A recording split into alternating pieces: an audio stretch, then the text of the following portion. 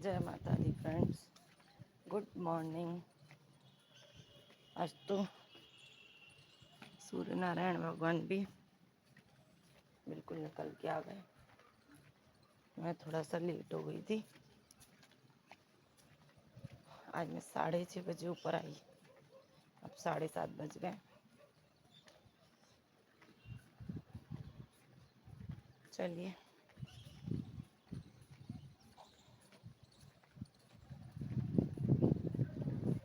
चलते हैं नीचे, अपने डेली रूटीन के काम करते हैं।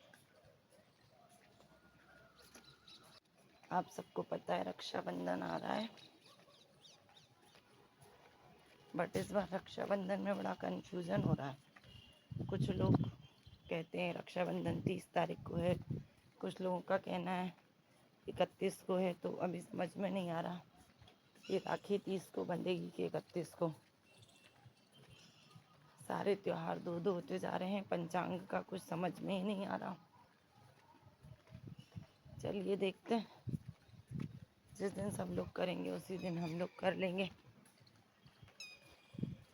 बट ऐसे में कभी कभी जॉब वाले बच्चों को बड़ा कन्फ्यूज़न हो जाता है जब ये त्योहार 2 दिन हो जाते हैं। तो क्योंकि कई बच्चे एक ही दिन की छुट्टी लेके आ पाते हैं, तो उन लोगों के लिए बड़ा मुश्किल हो जाता है। 30 की छुट्टी ली हो और अगर राखी 31 को है तो दिक्कत। तो समझ में नहीं आता, 2-2 दिन त्योहार का कुछ पंचांग के हिसाब से एक ही दिन पूरे देश में त्योहार होना चाहिए तो वो ज़्यादा सही रहता है। उससे आने जाने वालों को भी सुविधा। कई बहनें एक ही दिन के लिए अपने भाई के घर आ पाती हैं, तो उन लोगों को भी बड़ी दिक्कत हो जाती है। बट चलिए देखते हैं, जैसे सब लोग करेंगे वैसे ही हम करेंगे।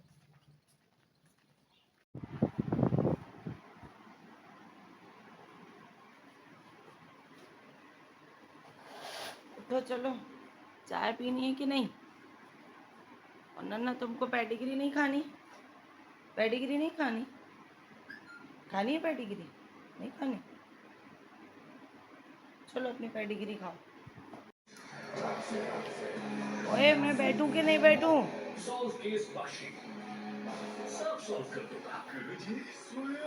नन्ना हट, चाय पीने दे, जल्दी हट जा। कोई सुनती नहीं है अपने आप। नन्ना, नन्ना, ओए, जीभ देखो, जीभ इसकी जरा। ओह, जीभ निकाल के सो रही है। उठ, चलो मैं जा रही हूँ।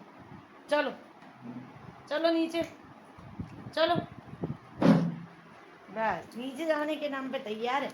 वैसे हिलती भी नहीं है इतनी देर से मैं वीडियो बना रही। समझ में भी आ रहा है तुझे? नीचे जाने के लिए हाँ अंगड़ाई से देखो। नहीं जा रही मैं नीचे, सो जा वापस। अब पापा लेके जाए हम नीचे। विच पहाड़ा पींगा झूटे मैया सखियां नाल, बदला दे विच लौन उडारी लेके चुन्नियां लाल।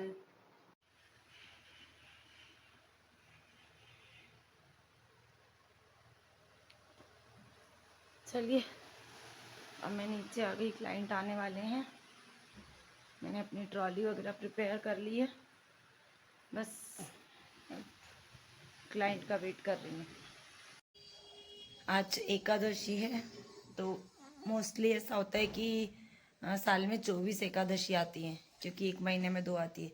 बट इस बार अधिक मास था सावन के साथ साथ, तो जिस वर्ष अधिक मास होता है उस वर्ष एकादशी 26 आती है। तो इस बार 26 एकादशी आई। और आज जो एकादशी है वो पुत्रदा एकादशी है, उसे पवित्रा एकादशी भी बोलते हैं। कहा जाता है कि पुत्रादश एकादशी का जो व्रत होता है उसको रखने से पुत्र की प्राप्ति भी होती है और मोक्ष प्राप्त होता है। हर तरीके से सर्वोपरि मानी जाती है ये एकादशी। तो चलिए करते हैं अपने आगे के काम।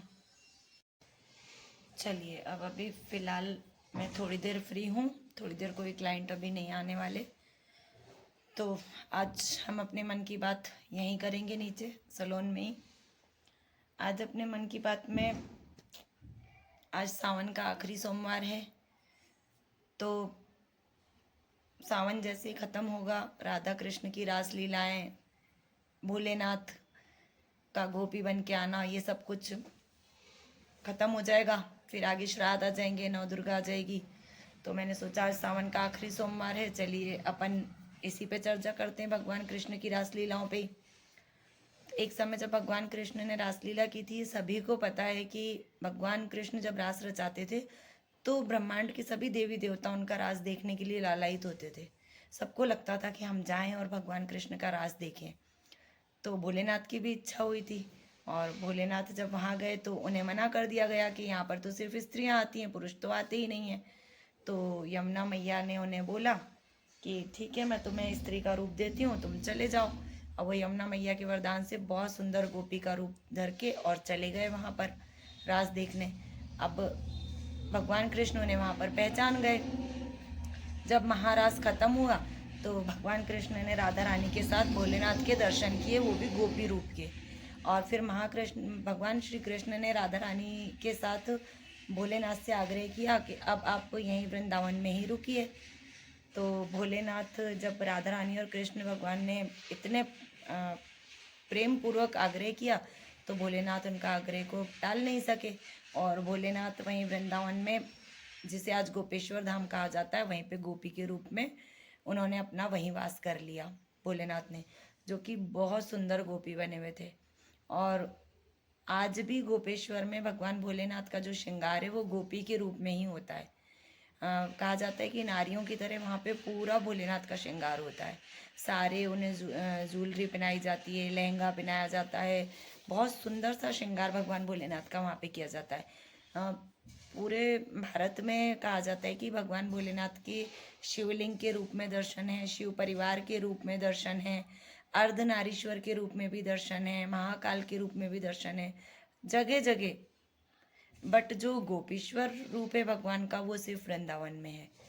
और गोपी के रूप में ही सभी भक्त भगवान भोलेनाथ की पूजा अर्चना करते हैं और उन्हें इसी तरीके से मनाते हैं। और सावन के महीने में तो फिर भगवान भोलेनाथ का गोपी के रूप में पूजा जाना भक्तों को अति प्रिय लगता है। सावन में जो भी भक्त वृंदावन धाम जाते हैं तो भोलेनाथ के गोपेश्वर रूप के दर्शन जरूर करके आते हैं। चलिए, आज सावन का आखिरी सोमवार है, आज मंदिर में फिर से कीर्तन होगा, तो देखते हैं। और बाकी अब थोड़ा सा भी राखी है तो मुझे सैलून में भी टाइम देना पड़ता है, तो अभी 2-4 दिन में थोड़ा से अपने ब्लॉग पे ध्यान कम दे पाऊँगी, बट मैं कोशिश ज़रूर करूँगी। और मेरे ब्लॉग को आप लोगों को लाइक और सब्सक्राइब ज़रूर करना है। चलिए, मिलती हूँ। कुछ चीज़ों पे मेरा पेंट बचा था तो वो मैंने आज कंप्लीट किया।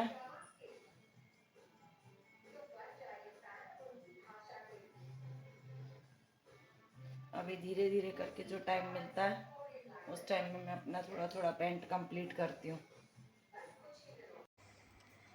आज मैं न्यूज़ देख रही थी तो न्यूज़ देख के बड़ी खुशी हुई कि इसरो के वैज्ञानिकों ने चंद्रमा पे फतेह करने के बाद अब सूरज पे भी एक आदित्य L1 नाम का जो स्पेस क्राफ्ट है उसको तैयार किया है, उससे सूरज की खोज करेंगे। हमारे जो भारत के वैज्ञानिक हैं उनको चंद्रमा पे जब उनका मिशन कंप्लीट हुआ तो अब उनकी हिम्मत भी बढ़ गई है। और एक बहुत खुशी की बात है कि भारत के वैज्ञानिक ही सूरज के ऊपर भी जाके कुछ सर्च करने का सोच रहे हैं, तो ये देख के बहुत अच्छा लगा।